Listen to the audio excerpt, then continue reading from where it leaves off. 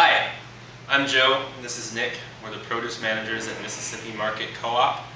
I have the West 7 store, Nick at the Selby store, and today we're going to talk about how to choose and cut a mango.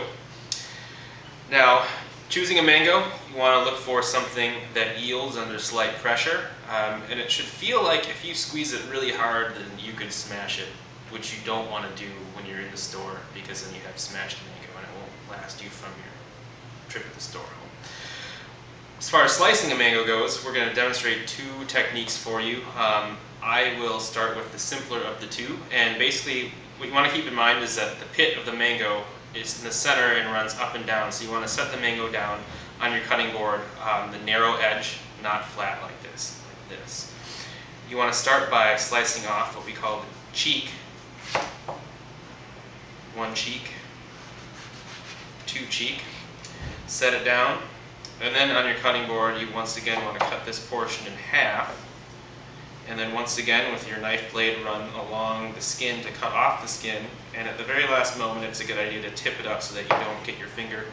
And then with this piece left over, you can either cut that into slices or leave it whole like this, and it's a great snack while you're sitting down watching TV, reading the paper, whatever it is that you're doing. The other way I'm going to demonstrate is similar to the way Joe cut it.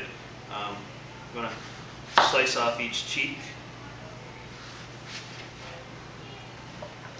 and then grab a paring knife, and then score your mango, being careful not to cut through the skin.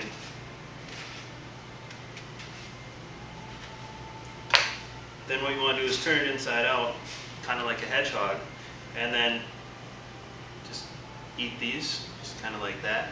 Or what you can do is also cut this in half and then slice these pieces off. Looks a little like calamari. With the remainder part, what you want to do is take your knife, insert it just under the skin, and then slowly rotate around, being, not a lot of pressure, just enough to, move the knife around. Take the ring of skin off. Then you can just cut close to the pit, and you want to cut off as much, remainder of the fruit that's edible as you can,